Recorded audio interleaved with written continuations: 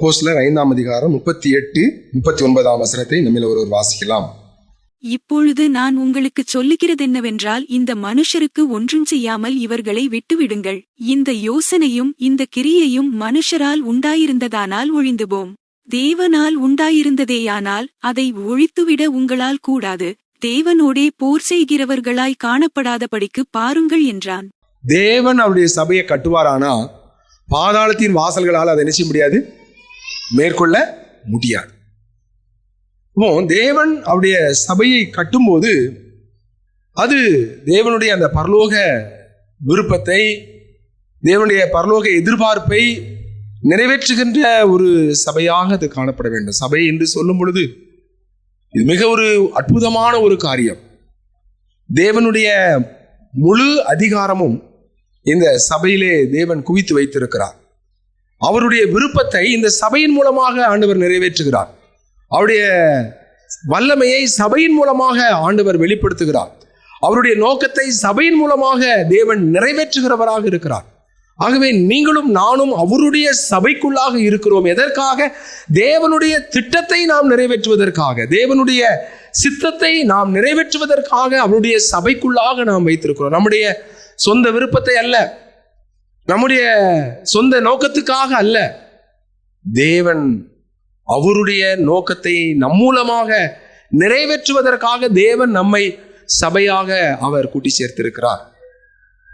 ஆகவே தேவன் ஒரு காரியத்தை செய்வார் என்றால் அதை அவர் திட்டமாக, மிக அவர் நேர்த்தியாக அவர் செய்கிறவராக அவர் இருக்கிறார்.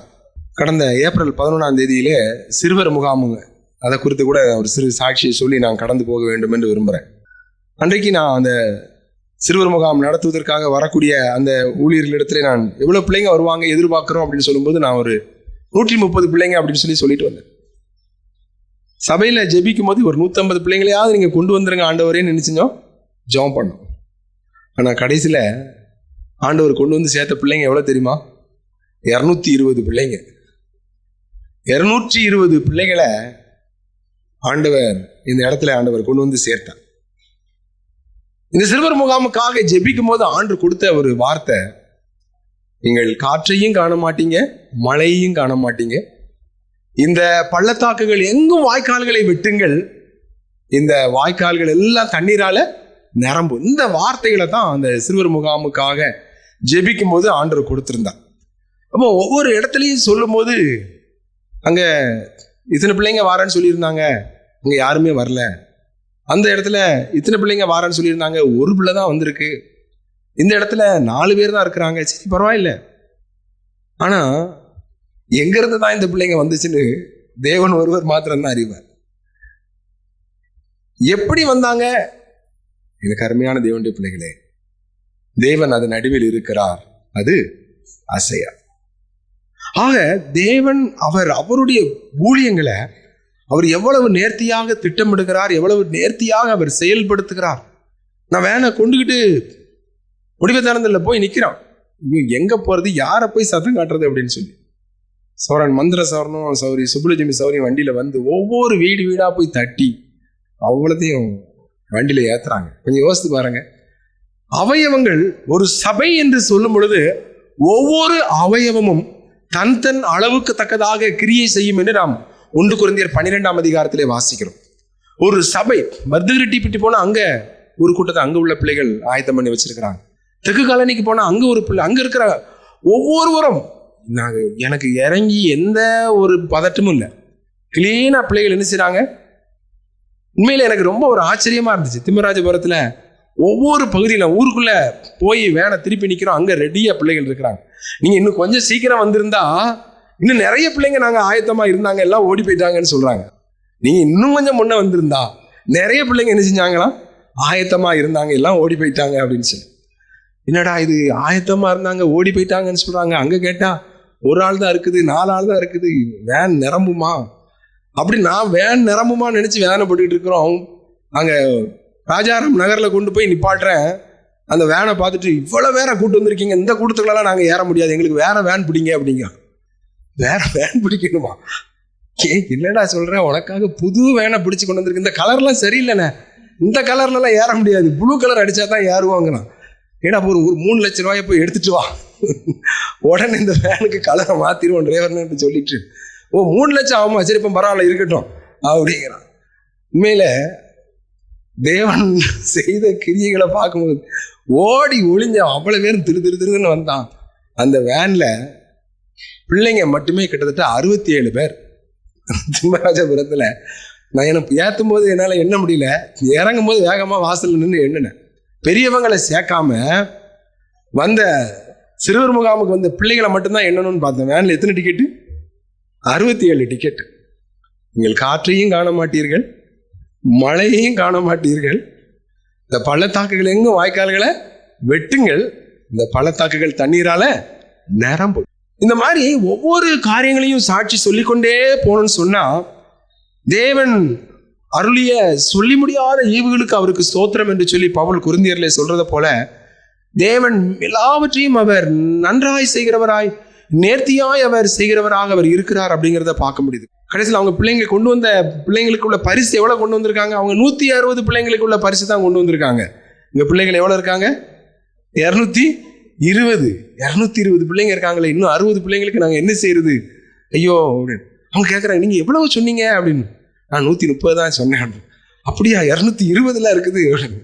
பாருங்க, தேவன் அந்த பிள்ளைங்களுக்கு சாப்பாடை கொடுக்குற காரியங்கள்ல ஒவ்வொரு சமையல் பகுதிகளிலையும் கர்த்தருடைய பிள்ளைகள் அவரவர் பகுதியில ஆண்டவர் ஒவ்வொரு இருதயங்களையும் ஏவி எழுப்பி உற்சாகப்படுத்தி அந்த வேலைகள் அப்படியே சிஸ்டமேட்டிக்கா, இந்த வேலையை ஒருத்தர் செஞ்சா அடுத்த வேலை அப்படி நேர்த்தியாக அந்த சமையல் காரியங்களுக்கு அடுத்ததா காரியங்கள், சரி இங்க இருக்கிற பிள்ளைகளை போய் அழைத்து கொண்டு வருகிற காரியங்களா இருக்கட்டும், ஆண்டவர் மிக ஒரு நேர்த்தியாக செய்தார் என்று பார்க்க முடியும். அது மாத்திரம் இல்ல, அதற்கு முன்பாக அந்த 2 நாட்கள் உபவாச ஜெபம், அந்த பெரிய வெள்ளிக்கிழமை, அந்த பெரிய சனி, அந்த 2 நாட்கள் உபவாச ஜெபம்.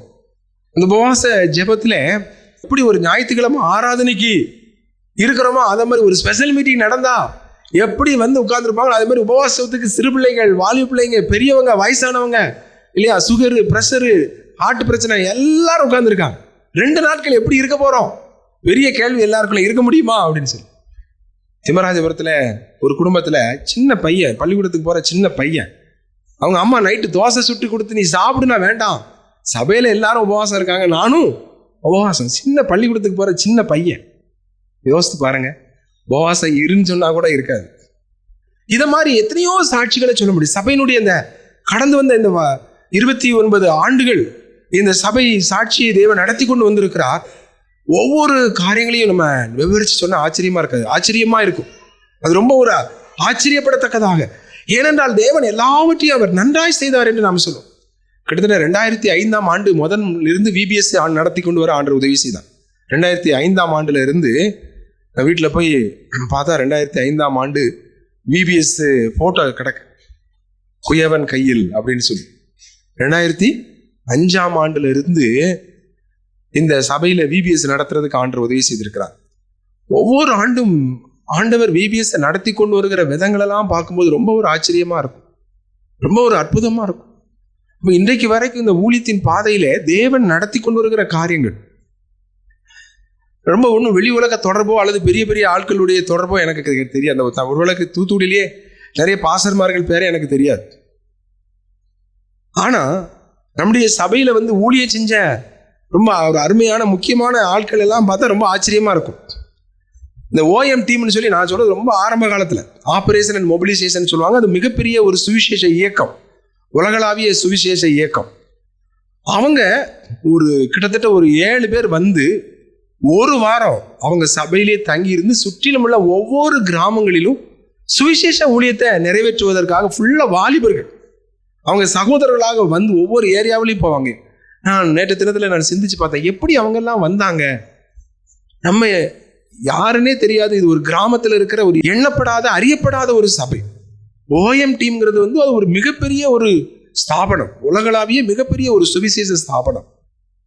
ஆனா அந்த ஸ்தாபனத்துல இருந்தும் கூட தேவன் ஆட்களை அனுப்பி ஒரு வாரம் இங்க தங்கி இருந்து அந்த நாட்களில் அருமையான சபையின் விசுவாசிகள் அவங்களுக்கு 3 நேரம் சாப்பாடும் அழகா பண்ணி போட்டாங்க.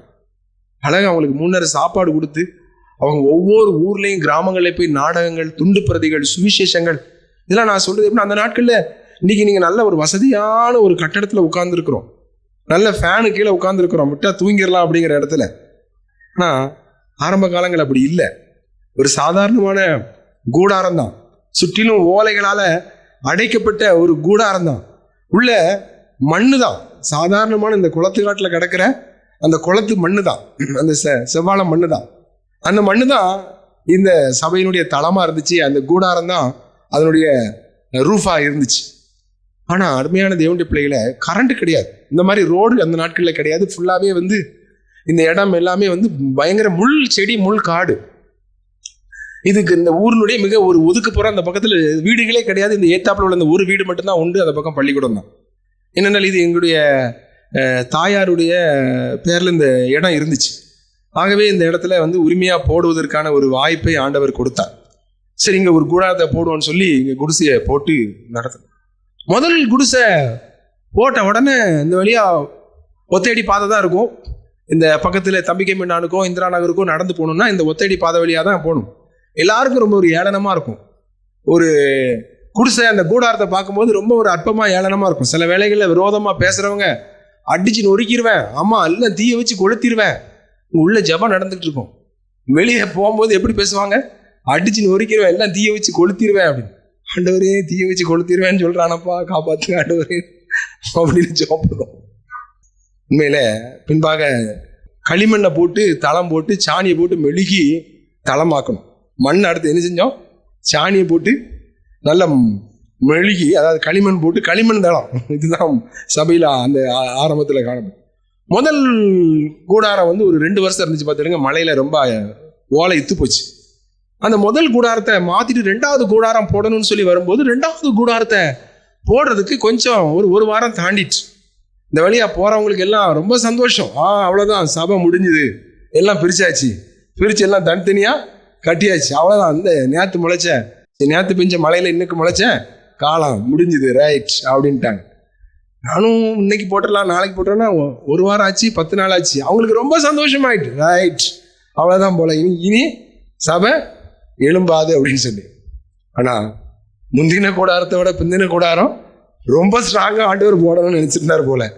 தாமதித்தாலும் தேவன் அதை என்ன செஞ்சார், நேர்த்தியாக ஆண்டவர் செய்தார். அந்த முந்தின கூடார அமைப்பை விட 2வது கூடார அமைப்பு ரொம்ப அருமையாக அழகாக இருந்துச்சு. இன்னைக்கு கட்டடத்துக்குள்ள நம்ம உட்கார்ந்துருக்கிறோம், இருந்தாலும் அந்த கூடாரத்தின் அழகை வர்ணிக்காமல் இருக்க முடியாது. அந்த கதவெல்லாம் பார்த்தீங்கன்னா அழகாக அப்படியே திறக்கும்.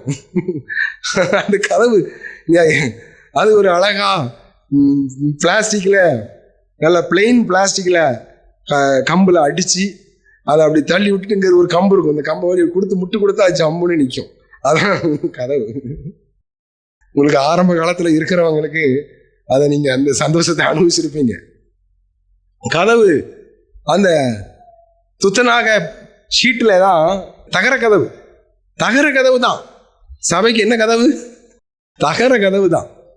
அதுக்குள்ள ஏகப்பட்ட அண்டா இருக்கும். சமையல் ஒவ்வொரு வாரமும் ஞாயிற்றுக்கிழமை சமையல் உண்டு, பாத்திரங்கள் உண்டு. ஆனால் ஒரு நாளும் கூட ஒருத்தரும் வந்து ஒரு சுற்றி எந்த கந்தம் இன்னைக்கு இருக்கிற காம்பவுண்ட் வால்லாம் கிடையாது. சாதாரண அது அந்த தகர கதவு தான். அதுக்குள்ள எவ்வளவோ பொருட்கள் இருந்துச்சு, பாத்திரங்கள், பிளேட்டு, தட்டு, அண்டா. ஒரு நாள் கூட ஒரு பொருள் கூட காணாமல் போனதே இல்லை. இது காட்டு பகுதி தான். இங்கே யாரும் ராத்திரி தங்குறது இல்லை. ப்ரேயர் வரும், ப்ரேயர் முடிஞ்சுதான் வீட்டுக்கு போயிடுவோம். கரண்ட் கூட கிடையாது. ஆனால் அந்த நாட்கள் தேவன் எப்படி பாதுகாத்தான்னு சொல்றோம். எத்தனையோ முறை பிரச்சனைகள் வரும்பொழுது, எதிர்ப்புகள் வரும்போது தீயை கொளுத்திடுவோம் அந்த வார்த்தை சொல்லிகிட்டே இருப்பாங்க. ஆனால் ஒரு தடவை கூட யாரும் என்ன செய்யல, தீயை கொளுத்துறதுக்கு ஆண்டவர் இந்த பக்கம் அனுமதிக்கவே இல்லை. ஆக தேவன் அவருடைய பலத்தை பாதுகாப்புகளை வைத்து ஆண்டவர் சபையை கொண்டு வந்தார். ஒரு ஜென்ரேட்டர் வச்சிருப்போம், இன்னும் அந்த ஜென்ரேட்டர் இருக்குது. கேஸ் லைட் உண்டு, கேஸ் லைட் வச்சிருப்போம், அந்த கேஸ் லைட் இன்னும் இருக்குது. கேஸ் லைட்னா உங்களுக்கு தெரியும்னு நினைக்கிறேன். ஸோ ஜென்ரேட்டர் வாங்குறதுக்கு முன்னால கேஸ் லைட் வச்சிருப்போம். அந்த கேஸ் லைட்டை என்ன செய்யறது, பொருத்தி வச்சிருவோம். அதுதான் அன்றைக்கு சபை நடத்துறதுக்கு வெளிச்சம். அதுக்கு பிற்பாடு என்ன செஞ்சோம் அப்படின்னா ஜென்ரேட்டர் வச்சு அதுக்கப்புறம் ஆம்பிளிஃபையர்லாம் போட்டு, ஸ்பீக்கர்லாம் போட்டு. நான் ஒரு சகோதரர் பகுதியில் நான் மட்டும்தான் இருப்பேன். நானே சத்தமாக பாட்டு படிப்பேன், பேங்கஸ் அடிப்பேன். பார்த்துக்கிடுங்க, நல்லா பேங்கஸ் அடிப்பேன். சத்தமாக பாட்டு படிச்சுக்கிட்டு என்ன செய்யறது, பேங்கஸ் அடிச்சுட்டு அப்புறம் எழுந்து வந்து பிரசங்கம் பண்ண வேண்டியது. பிரசங்கம் பண்ணிட்டு பழையபடி போய் உட்காந்து பாடல் பாடுவோம்னா முன்ன நின்று பாட மாட்டோம். ஒரு முறை தூத்துக்குடியில் வந்து ஒரு சார் வந்தார். என்னப்பா பாட்டு பாடுற, பாட்டுன்னா பாடணும்ப்பா, நீ பாட்டை படிக்கிறியே அப்படின்னு. இப்படித்தான் இருந்தோம். எங்களுக்கு என்ன தெரியும், நீங்கெல்லாம் வந்து கற்றுக் கொடுத்தாதான் எங்களுக்கு தெரியும், மற்றபடி எங்களுக்கு என்ன செய்யாது. ஸோ அந்த ராகங்கள் காரியங்கள் ஒன்றுமே ஏதோ பாடுறோம் அப்படின்னு சொல்லி சொன்னோம். உண்மையிலே தேவன் இன்றைக்கு ஒரு இசைக்கருவிகள் எல்லாம் வாசிச்சு இப்படிலாம் பாடுவோம் அப்படின்னு சொல்லி நான் நேற்று கூட அந்த பழைய 96ஆம் ஆண்டு டைரியை நான் எடுத்து பார்த்துட்டு இருந்தேன். அதில் அந்த சௌரன் சொன்னதை எழுதி வச்சிருக்கேன். அவர் ரொம்ப வருத்தப்பட்டார். என்னப்பா பாட்டு பாடுறீங்க, பாட்டை பாடணும்ப்பா, படிக்கிறீங்களே அப்படின்னு. அதை அப்படியே எழுதி வச்சிருக்கேன். கீழே ஆண்டவரே, நாங்களும் ஒரு நாள் பாடுறதுக்கு, இசைக்கருவிகளை வாசித்து பாடுறதுக்கு நீர் எங்களுக்கு உதவி செய்ய போறதுக்காக உமக்கு ஸ்தோத்திரம்னு அந்த இதை எழுதி முடிச்சிருக்கேன். அதை படிச்சோன்னு எனக்கு அப்படியே யோசித்து பார்த்தேன். இன்றைக்கு நம்முடைய சபையா, ஒரு கூடாரம் குடிசையில இருந்த சபையா, இன்றைக்கு இந்த சபை இசைக்கருவிகளை வாசிச்சு பாடக்கூடிய ஒரு இடத்துக்கு அன்றைக்கு எவ்வளவு ஒரு வேதனையோடு கூட அதை நம்ம எழுதி வச்சிருக்கிறோம். இன்றைக்கு அதை படிச்சு பார்க்கும்போது எல்லாவற்றையும் நன்றாய் செய்தார் என்று ஆச்சரியப்பட்டார்கள் என்று மேன்மேலும் ஆச்சரியப்படத்தக்கதாக கர்த்தர் கிரியை செய்தாருங்கிறத பார்க்கிறோம். 2வது கூடாரம். அடுத்து 3வது கூடாரம் வரும்போது பார்க்கிறோம், சரி இனி சபையை நம்ம கட்டணும், அது 3வது கூடாரத்தை நல்ல ஓரமா ஒதுக்கி போடுவோம்னு சொல்லிட்டு 2005ஆம் ஆண்டில் பின்னால் இருக்கிற அந்த ஸ்டோர் ரூமு, அந்த பாத்ரூமு, அந்த சிமெண்ட் ரூம் இதெல்லாம் கட்டணும்னு சொல்லி 2005ஆம் ஆண்டில் கட்டுவதற்கு ஆண்டவர் உதவி செய்தார். அதன் பின்பாக இந்த காரியங்கள் எல்லாம் ஆண்டவர் இன்னைக்கு நடத்தி கொடுத்தார். கர்த்தருடைய பிள்ளைகள் இருந்து இதுல வேலை செஞ்சாங்க. நிறைய போட்டோஸ் இருக்குது. ஆண்டவர் சித்தமானா ஒரு நாள் இந்த ப்ரொஜெக்ட் மூலமா போட்டு அன்றைக்கு எப்படிலாம் நம்ம இருந்தோம், எப்படிலாம் இந்த சபைக்கு செங்கலை செமந்தோம், கல் செமந்தோம், மண்ணு செமந்தோம், அன்னைக்கு யாரெல்லாம் குட்டி பிள்ளைங்களா இருந்தாங்க, அன்னைக்கு அந்த காரியங்கள் எல்லாம் பார்த்தா ரொம்ப சந்தோஷமா இருக்கும். சிலர் இன்றைக்கு நம்மோட இருக்கிறாங்க, சிலர் நம்மளை விட்டு பிரிஞ்சு போயிருக்கிறாங்க. ஆனாலும் அந்த ஒவ்வொரு போட்டோஸையும் பார்க்கும்போது அது ரொம்ப ஒரு ஆச்சரியமா இருக்கும். ஆண்டவர் அதுக்கான ஒரு சந்தர்ப்பத்தை தருவார் என்று நான் விசுவாசிக்கிறேன். அந்த சபையில் அந்த நாளில் அப்படி இந்த சபையினுடைய இந்த கட்டடத்தை கட்டி எழுப்புவதற்கு சிறுபிள்ளைகள்ல இருந்து பெரியோர் வரைக்கும் ஆண்டவர் கொடுத்த அந்த உற்சாகம், ஆண்டவர் கொடுத்த அந்த வாஞ்சை, ஆண்டவர் கொடுத்த அந்த வைராக்கியம், ஒவ்வொருத்தரும் தன் பகுதியில தங்களுடைய சொந்த வீட்டுக்கு கட்டுறதை விட 100 மடங்கு அதிகமாக தேவனுடைய சபையை கட்டுவதற்காக, விதமாக கர்த்தருடைய ஆராதிக்கிற ஸ்தலத்தை கட்டுறதுக்காக அவர் ஒவ்வொருத்தரும் பிரயாசப்பட்டாங்க. யாருக்கும் 1 ரூபா சம்பளம் கூட நாங்கள் என்ன செஞ்சதில்லை. இங்கே வேலை செஞ்ச சபையினுடைய சகோதர சகோதரிகள் யாரும் 1 ரூபா சம்பளம் கூட வாங்கினதில்லை. ஒரு டீயை போட்டு கொடுத்தா கூட அந்த டீ அவ்வளோ ருசியாக இருக்கும். வெறும் கடும் டீயாக தான் இருக்கும். ஒரு சாதாரண தட்டாமயிறு அவிச்சு போட்டால் அது அவ்வளோ ருசியாக இருக்கும். ஒரு ரேஷன் அரிசி போட்டு ஒரு சாம்பார் வச்சேன்னு சொன்னால் அது அவ்வளோ ஒரு மனமாக இருக்கும். அந்த சாம்பார் எப்போ கிடைக்கும், அடுத்து எப்போ அந்த சாம்பார் போடுவாங்க அப்படின்னு நினைக்கிற அளவுக்கு இருக்கும். பார்த்துக்கிடுங்க, ஆண்டவருடைய அபரிவிதமான ஆசீர்வாதம். ஒரு உபவாச ஜெபம் முடிஞ்சு ஒரு கஞ்சை காய்ச்சோன்னு சொன்னால் அந்த கஞ்சியில் இருக்கிற ருசி வேற என்னைக்கு அதே மாதிரி ஒரு கஞ்சை வீட்டில் நினைச்ச முடியாது, காய்க்கவே முடியாது. அது ஆச்சரியமா இருக்கும். இந்த மாதிரி வீட்டில் காய்ச்சி பார்த்தா கூட அந்த ருசியை வீட்டுக்குள்ள கொண்டு வரவே முடியாது. தேவனுடைய சபையில வெறும் ரேஷன் அரிசியில தான் போடுவோம். ஆனா அந்த கஞ்சினுடைய ருசியும் மனமும் பார்த்தா கொண்டான் கஞ்சே குடிக்க மாட்டான், இவன் எத்தனை 3 தடவை வாங்கி சாப்பிட்டான் பதர் அப்படின்னு சொல்ற அளவுக்கு இருக்கும். பார்த்துக்கிடுங்க, வீட்டில் உள்ள பிள்ளைகள், சின்ன பிள்ளைகள் கூட தேவன் அவர் எல்லாவற்றையும் அவர் நன்றாய் செய்தார் என்று சொல்லி மேலும் மேலும் ஆச்சரியப்பட்டார்கள் என்று அங்கே சொல்லப்படும். அந்த நாட்களில் திருச்சியில ஒரு ஊழியம் இருந்துச்சு. அந்த ஊழியம் என்ன அப்படின்னா, அவங்க ஒவ்வொரு கிராமமா போய் படக்காட்சிகளை போடுவது வழக்கம். அவங்க அப்படியே தூத்துக்குடிக்கு வந்திருக்கிறாங்க. வந்த இடத்துல அவங்க எப்படித்தான், எனக்கு நானும் யோசித்து பார்க்குறேன்னு தெரியல. ஆனால் நம்முடைய சபையில் தங்கி, சபை நான் சொல்லும்போது வெறும் கூடாரம் தான், அங்கே சாணி தளம் தான், இந்த மாதிரி நல்ல அந்த மாதிரி இதில் அவங்க படுத்துக்கிட்டு வேன்ல ஒவ்வொரு ஊராக போய் அழகா படம் போட்டு ஆண்டுடைய சுவிசேஷத்தை அதன் மூலமாக அறிவிக்கிற அந்த ஒரு ஊழியத்தை அந்த வேன் மூலமாக அவங்க செய்து கொண்டிருந்தாங்க திருச்சியில இருந்து. அந்த ஸ்தாபனத்தாரெல்லாம் கூட நான் சொல்றது உங்களுக்கு ஞாபகம் இருக்குன்னு நினைக்கிறேன். இந்த மாதிரி நாம அந்த பழைய இந்த இப்போ இருக்கிற அந்த பிரசிடென்ட் வீட்டு பக்கத்தில் அந்த படத்தை போட்டுக்கிட்டு இருக்கும்போது ஒரு சகோதரன் ரொம்ப கம்பெல்லாம் எடுத்துட்டு எப்பவுமே அடிச்சு நொறுக்கிடுவேன், இந்த படத்தை நிப்பாட்டுங்க அப்படிங்க. எப்படி இருக்கும் பாருங்க. படம் ஓடிக்கிட்டு இருக்குது, கம்பு எடுத்துட்டு வந்து அடிச்சு நொறுக்கிடுவேன், இப்ப படத்தை நிப்பாட்டுறலாம் இல்லையா. அந்த அளவுக்கு எதிர்ப்புகள் இருந்துச்சு. ஆனாலும் கூட அந்த ஊழியங்கள் அதுக்காக படம் நிப்பாட்டப்படலை. அது ரொம்ப அருமையா நடந்துச்சு. நினைச்சு பார்க்குறேன், எந்த மாதிரி இப்படிலாம் இவங்க எப்படி வந்தாங்க, இவங்க யார் மூலமா வந்தாங்க தெரியாது. ஒரு முறை ஐஎம்எஸ் டீமில் இருந்து, ஐஎம்எஸ் என்ன, இந்தியன் மிஷனரி சொசைட்டி, அவங்க மூலமாக ஒரு ஊழியத்தை செய்யறதுக்காக அன்னைக்கு அப்போ கல்யாணம் முடிச்சு நாங்கள் எங்கள் பண்ண வீட்டில் இருக்கிறோம். எங்கள் வீட்டில் முன்னால் வந்து இப்போ காம்பவுண்ட் வால் இருக்கிற மாதிரி காம்பவுண்ட் வால் கிடையாது, நல்லா அகலமாக இருக்கும், ரோடு வரைக்கும் அகலமாக இருக்கும், அது வேப்ப மரத்தை ஒட்டி. அப்போ அந்த வேப்ப மரத்துக்கு கீழே எல்லாமே நல்ல இசைக்கருவிகளெல்லாம் வச்சு சின்ன சின்ன ஸ்கிட்டு நாடகங்களை போட்டுட்டு சுவிசேஷம் அறிவிக்கணும், பாடல்களை பாடி சுவிசேஷம். இது இப்படி ஒரு நாடகம், ஒரு பாடல், ஒரு சுவிசேஷம், இப்படி இதுதான் ப்ரோக்ராம். சாயந்தரம் அதுக்காக நிறைய இசைக்கருவிகள், கீபோர்டு, கிட்டாரு, இந்த மாதிரி ரிதம் பேட் எல்லாம் கொண்டு வந்து அவங்க வச்சிருக்கிறாங்க தெருவில். அப்போ அந்த வழியாக ஒருத்தர் பனை ஏறிட்டு முறுக்கு தட்டியோட வரார். அவர் வராரு, வந்த உடனே அவருக்கு கோபம் பயங்கரம் ஆயிடுச்சு. இதெல்லாம் இப்போ அள்ளிட்டு போகலான்னு அவ்வளோத்தையும் உடனே அடிச்சு நொறுக்கிடுவேன்னு சொல்லி முறுக்கு தட்டியை வச்சுட்டு நிற்கார். இவங்க எல்லாம் எங்களை பார்க்குறாங்க, ஐயோ என்ன இப்படி சொல்கிறாரு, அடிச்சு நொறுக்கிடுவேன்னு அவர் அசால்ட்டாக சொல்கிறாரு. எல்லாமே பல லட்சம் ரூபாய் மதிப்புள்ள அந்த கருவிகள்லாம் வந்து அந்த கீபோர்டாக இருக்கட்டும், அந்த கிட்டாராக இருக்கட்டும், எல்லாமே வந்து எல்லாம் கனெக்ட் பண்ணி வச்சிருக்கு. அடிச்சு நொறுக்கிற பிரதர், ஒரு ஆள் வந்து நான் வீட்டுக்குள்ளே இருக்கிறேன், ஓடி வராங்க, பிரதர் அடிச்சு நொறுக்கிடுவேன்னு சொல்கிறாரு, கொஞ்சம் உடனே வாங்க அப்படின்னு சொல்லி. சீக்கிரம் அடிச்சு நொறுக்கி யாருன்னு தெரியல அப்படின்ட்டு வந்து பார்த்தா அந்த அண்ணன் நல்ல கல் குடிச்சிருக்கிறாரு. அவரு முருகு தட்டியை வச்சுக்கிட்டு நிற்காரு, பயங்கர கோவத்தில் இருக்கிறார்.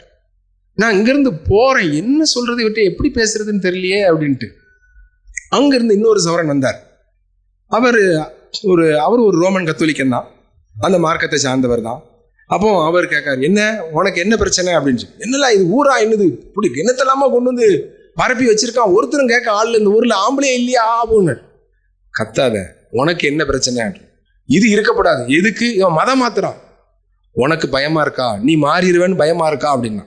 நான் மாற மாட்டேன். அப்போ தூரி போ, நீ மாற மாட்டேன்னா வேற எதுக்கு நீ பயந்துகிட்டு இருக்க. அந்த ஆள் அப்படி சொன்ன உடனே முறுக்கு தட்டியை தூக்கி தோல்ல வச்சார், அவர் பாட்டுக்கு நடந்து போயிட்டார். எனக்கு வாழ்க்கையில மறக்கவே முடியாது. நீங்கள் சும்மா இருப்பீர்கள், கர்த்தர் உங்களுக்காக யுத்தம் செய்வார். நீ மாறிடுவேன்னு உனக்கு பயமா இருக்கானு, நான் ஏன் மாற போறேன், அப்ப தூரப்போ, ஏன் நின்று கத்திக்கிட்டு இருக்கேன், போயிட்டார். இப்படி அவங்களுக்குள்ளேயே பேசி அவங்களுக்குள்ளேயே அதை அமைதல்படுத்தின அந்த ஒவ்வொரு இந்த மாதிரி எவ்வளவோ சந்தர்ப்பங்களை, எவ்வளவோ சாட்சிகளை ஆண்டவருடைய நாமத்துக்கு மகிமையா சொல்லிக்கிட்டே இருக்கலாம். அதன் பின்பு அழகா அதுல நாடகம் போட்டோம், பாடல்கள் மூலமா, அப்புறம் சுவிசேஷம் மூலமா அவ்வளோ அழகா இரவு 8:30 மணி வரைக்கும் அந்த ஊழியர்களை அவ்வளோ ஒரு அருமையாக செய்ய ஆண்டவர் உதவி செய்தார். எதிர்ப்புகள் இருந்தாலும் இந்த ஊழியங்கள் அப்படிங்கிற பாதையில தேவன் இந்த சுவிசேஷ ஊழியங்களுக்கு யாராவது வந்துகிட்டே இருப்பாங்க. அந்த நாட்கள்ல அங்கே சென்னையில் யெகோவா ஷமா சபையில் டாக்டர் ராஜசேகர் அப்படின்னு சொல்லி அவர் நம்முடைய சபையினுடைய ஒரு சகோதரர். அவர் யாரா இருந்தார்னு சொன்னா செக்ரட்டரியா இருந்தார், தலைமைச் செயலகத்துல அவர் செக்ரட்டரியா இருந்தார். இன்னைக்கு இறையன்பு இருக்காரு, ஸ்டாலினுக்கு அவர் தான் செக்ரட்டரி. எதுனாலும் முதலமைச்சர் அவங்கள்ட்ட கேட்டுதான் செய்வாங்க. அப்படிப்பட்ட உயர்ந்த ஒரு பதவியில இருந்தவர் தான் நம்முடைய சபையை சார்ந்தவர், சென்னையின் சபையை சார்ந்த. அவர் ஒவ்வொரு வருஷமும் என்ன செய்வார் அப்படின்னா, சுவிசேஷ ஊழியத்துக்கு கொஞ்சம் பேர வாலிப பையங்களை, கொஞ்சம் பெரியவங்களை கூட்டிக்கிட்டு சகோதரர்களாக வருவாங்க, வந்து தங்கி இருந்து ஊழியங்களை செய்வாங்க. அப்போ அவங்க தெரிஞ்சு கொண்ட பகுதி என்னன்னா, அந்த தரேபுரம் சபை வந்து தங்கி இருந்து ஊழியங்களை செஞ்சிருக்கிறாங்க. முடிவேத்தானந்தல்ல தங்கி இருந்து சுவிசேஷ ஊழியங்களை செஞ்சிருக்காங்க. திம்மராஜபுரத்துல தங்கி இருந்து சுவிசேஷ ஊழியங்களை செஞ்சிருக்கிறாங்க. இவங்கெல்லாம் திம்மராஜபுரத்துல தங்கி இருந்து ஊழியம் செய்யும் போது அன்னைக்கு சபை கிடையாது, சபைக்குன்னு எந்த இடமும் வாங்கல. நினைச்சு பார்ப்போம், எங்க படுத்தோம், இவங்கெல்லாம் எங்க டாய்லெட் போனாங்க. அந்த நாட்கள்ல ரதிமாலாக்கா வீட்டுல கூட டாய்லெட் கிடையாது. இவங்கெல்லாம் எங்க குளிச்சாங்க நினைச்சே பார்க்க முடியல. அவர் யாரு அப்படின்னா, அவரு நம்ம தமிழ்நாட்டுல அவர் செக்ரட்டரி, அவர் தான் சீஃப் செக்ரட்டரி. அவர் மிஞ்சின போஸ்ட் எதுவுமே கிடையாது. ஆனா அவரு முடிவேதானந்தர்ல ஒரு சாதாரணமான மண் தரையில படுத்துக்கிட்டு, அங்க திம்மராஜபுரத்துல நம்ம சபையினுடைய ஒவ்வொரு விசுவாசியோட வீடுகள்லையும் திண்ணைகள்லையும் படுத்துக்கிட்டு, எங்க குளிச்சோம், எங்க பல்ல விளக்கணும், எங்க டாய்லெட் போனோம்லாம் ஒன்றும் தெரியல. ஆனா ஊழியம் ரொம்ப மகிமையா நடந்துச்சு. பார்த்துக்கிறேன், ஆண்டவர் ஒவ்வொருத்தரையும் கொண்டு வந்து இந்த சபையில ஆண்டவர் எப்படி ஆச்சரியமா அவர் செயல்பட்டார். ஒரு பெரிய சீஃப் செக்ரட்டரி அவரு இந்த இடங்கள்ல ஊழியம் செய்யற அளவுக்கு ஆண்டு எவ்வளவு ஒரு பாரத்தோடு கூட செயல்பட்டார் அப்படின்லாம் ஒவ்வொரு காரியங்களையும் நினைச்சு பார்க்கும்போது ரொம்ப ஆச்சரியமா இருக்கு. அதே மாதிரி திருச்சி மணப்பாறை பக்கத்துல இருந்து சந்திரகாந்தன் ஒருத்தர் வந்தார். அவரெல்லாம் எப்படி வந்தாருன்னு நானும் யோசனை பண்ணி பார்க்கறேன், எனக்கு ஞாபகமே வரமாட்டேன். ஒழுங்குபடு அல்லது ஒழிந்து போ அப்படின்னு ஏதாச்சும் சந்திரகாந்தன் சொன்னா நிறைய பேருக்கு தெரியாது. ஒரு நாள் மீட்டிங் எடுத்தார், ஃபுல் டே. பழைய ஏற்பாடு புதிய ஏற்பாட்டினுடைய இல்லையா சுருக்கம் என்னன்னு அவற்று ஒழுங்குபடு அல்லது ஒளிந்து போ.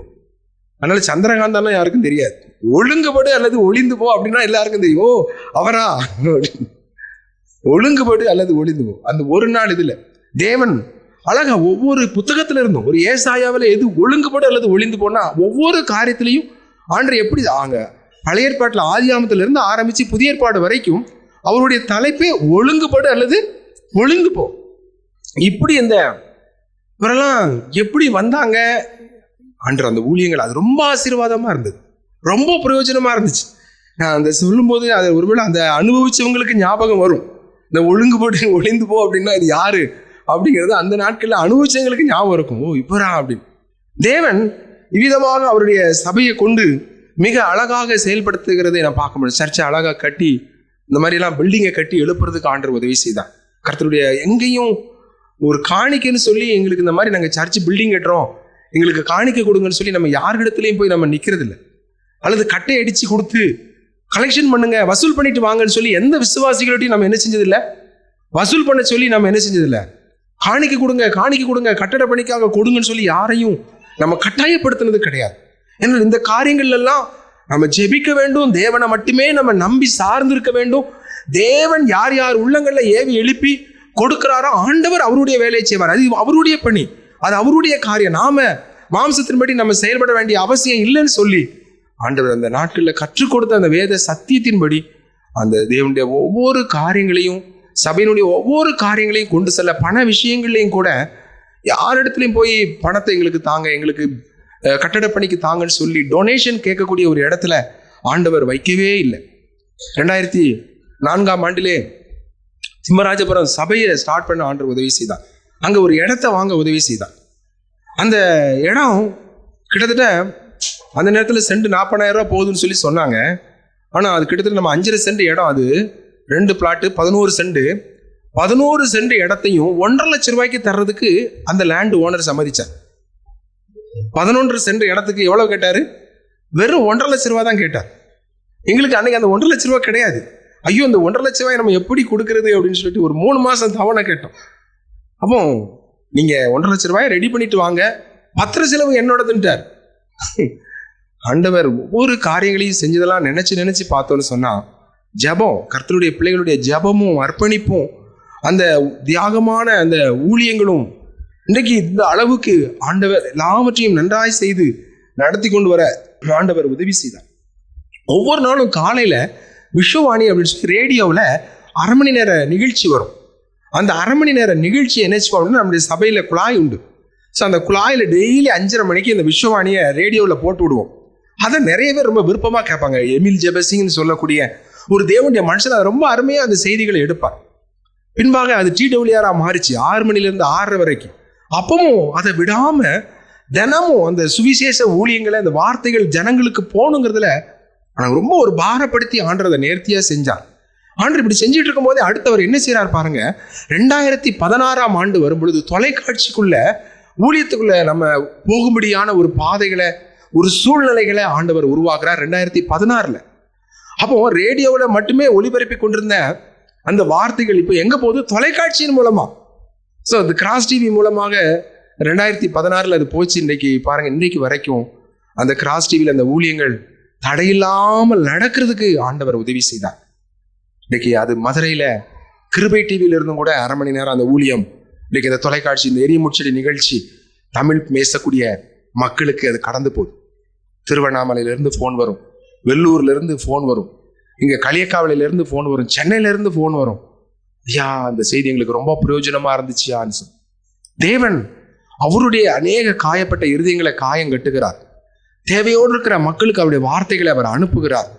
நிச்சயமாக தேவன் அவருடைய சபையை கட்டுகிறார். நம்ம மார்க்கு 7:37 வாசித்தபடியாக எல்லாவற்றையும் நன்றாய் செய்தார் என்று சொல்லி மேன்மேலும் ஆச்சரியப்பட்டார். கர்த்தர் இந்த நாட்கள்ல தேவன் அவருடைய நாம மகிமைக்காக இன்னும் சொல்லிக்கொண்டே போகலாம். நிறைய காரியங்கள் இருக்கு. நான் சொன்னது ரொம்ப மிக குறைவு.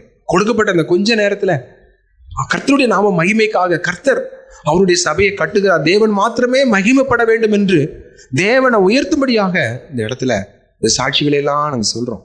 ஆம் பிரியமானவர்களே, ஆண்டவர் எல்லாவற்றையும் நன்றாய் செய்தார். இந்த 29 ஆண்டுகள் முடிந்து நாம் 30ஆம் ஆண்டுக்குள்ளே பிரவேசிக்கிற நாம் தேவனுக்கு துதிகளை, நன்றிகளை, ஸ்தோத்திரங்களை ஏறெடுப்பதை தவிர நமக்கு வேற எதுவுமே இல்லை. தாவீது சொல்வது போல ரட்சிப்பின் பாத்திரத்தை கையில் எடுத்து கர்த்தருடைய நாமத்தை தொழுவேன் என்று சொன்னபடி நாம் தேவனுக்கு அதிகமாய் நாம் நன்றி சொல்லலாம். எளிமை நின்று நாம் ஒரு பாடலை பாடுவோம். அதன் பின்பாக ஒவ்வொருவரும் நம்ம ஆண்டவருக்கு நன்றி சொல்லுவோம். ஒவ்வொருவரும் நம்ம தேவனை துதிப்போம்.